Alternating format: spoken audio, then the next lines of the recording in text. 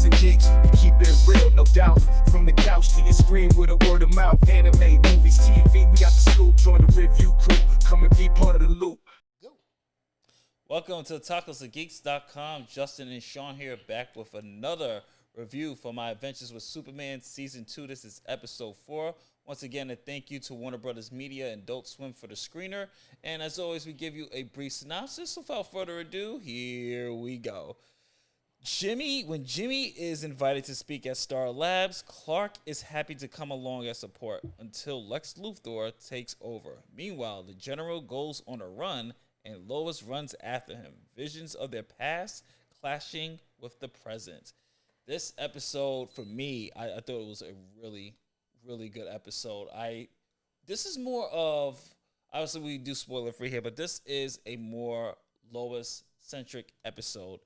And what I really did like about it is we do get a more established relationship between her and her father, and it's kind of heartbreaking in a way because the way it ends, in which I won't go into detail about, but we get to see glimpses of Lois's mom. You know, at least they allude to Lois's mom.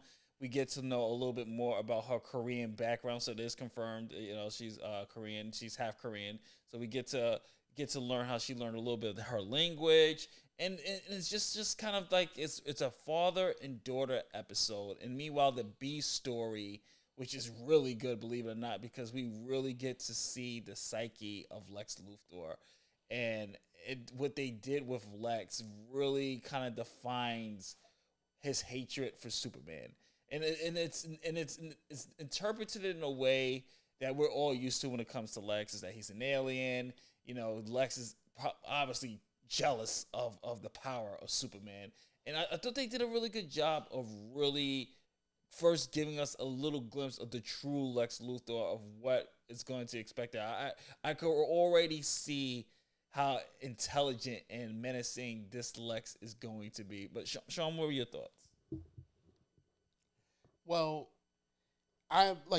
we saw the episode two different ways. I saw the episode as like a very good filler episode to kind of give you a break from everything and to give you a little backstory with Lois, her dad, her backstory, a little bit with Jimmy, you know, a little hijinks with Jimmy and Clark. So I kind of thought of that episode as like, this was a great, this is why I think this is how fillers should be. You know, like, hey, show me a little bit about one character and then give me something that's dramatic about another story. So you're right, the A and B story of everything. The Lois story, I got into where I was like, wow, like her problem with her dad is mainly on him. Yeah. And I don't want to give a lot away with it, but it's just like, it's mainly him. And what she's had to do to just say, you know what? Fuck it. Dude, you know what? This is you. I'm not going to, like stress out about stuff. But what interested me more was how they're building young Lex up to be who he is. This man is intelligent, conniving, just like the Lex we all know. Mm-hmm. Also, like, they're giving you some things between Clark and Jimmy. And what I really did like towards the end was, it's kind of hard when you hear me stuttering out like that. It's kind of hard not to give it away to you. Yeah, what's going on, because I know a lot of people will do reviews and they just tell you the entire story, and some people like that. But I want you to look at this yourself and come up with your own opinions, like I did. As you see, Justin and I both have two different ways we saw this episode. The story between Jimmy and Clark kind of gets to a point at the end, and you guys can tell us what you thought about how it ended with them. I liked how they did that. That's why I said this was like a good filler episode, because when you get to the very end, it's starting to lead into something. And it's one thing that I do like what they're doing with this show, that they're keeping in with the theme, is that people like to think that Superman was always this welcomed alien that came in, because that's what we kind of get when we get into the stories. Like, he's this guy who's out there, a force for good, he saves everybody. a lot of people didn't like him, and I like those stories where a lot of people are like, "Well, we still don't trust you," and they're showing a young Superman trying to build trust, build everything up, because what's coming is going to be something that's going to be a true test to him and a true test to the planet. And I don't think at times even though Amanda Waller says she's ready for stuff, or they think they're ready for it, I don't think they're ready. Like, one of the things that's not a spoiler, they always want to preach that what happens when Superman doesn't want to protect us? Mm-hmm. What happens if he decides he's going to turn around and just be that guy? And anybody who's read the comic books, there are stories where they'll actually show you what happens if Superman decides to be that guy. But it's not in his nature. It's kind of like they have to get him there. Yeah. No, you're going to find out soon what happens when a Kryptonian really gives no F's, period. F around and find out. Yep, about who you are. And then you're going to look at like, oh, damn. And that's what I like about what this episode was building up to. I thought humanity kind of got it in the first season when they showed like different villains, how destructive they can be and what he had to go through and him sacrificing himself. Now I feel like, okay, all that was forgotten about. Let's move on and we're going to hate him all over again. Okay, well, you're going to find out. You're going to find out for real. So Justin, I agree. Like this is one of those episodes. You saw it as a good straight up episode. I saw it as a great filler. And I think this is an example of how if you're going to do filler episodes in between it, because this is episode 4 and we're getting 10 episodes this season. Probably, I think 10. About 10 episodes. This was a good, give me a couple of good fillers to build up to something.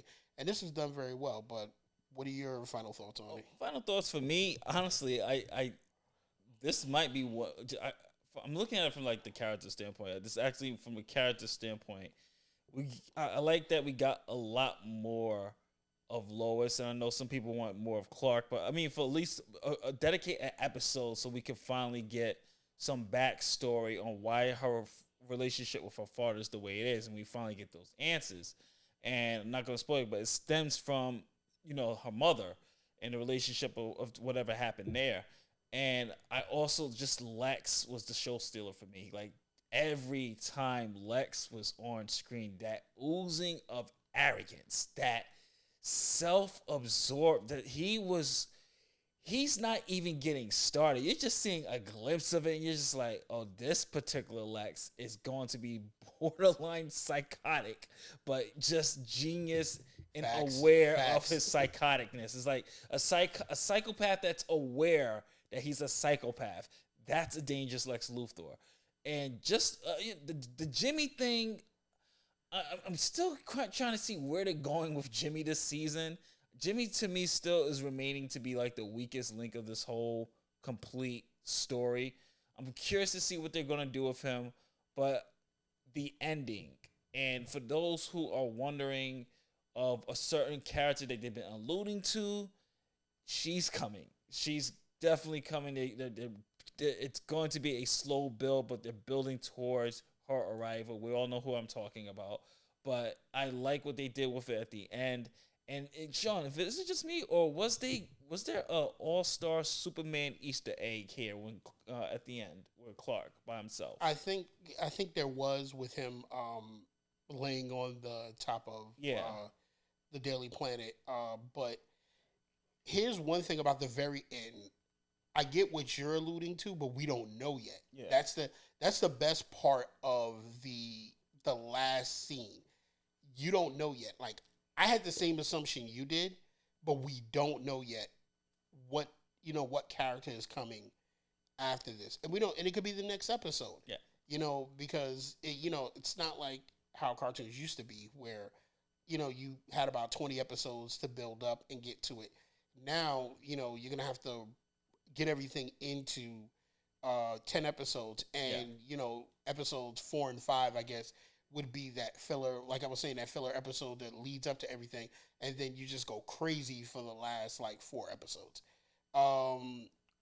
Like I said, we don't know who it is, but they're doing a damn good job this season leading up into keeping you in suspense about what's going on. They're definitely keeping you on your toes. Yeah. All these episodes.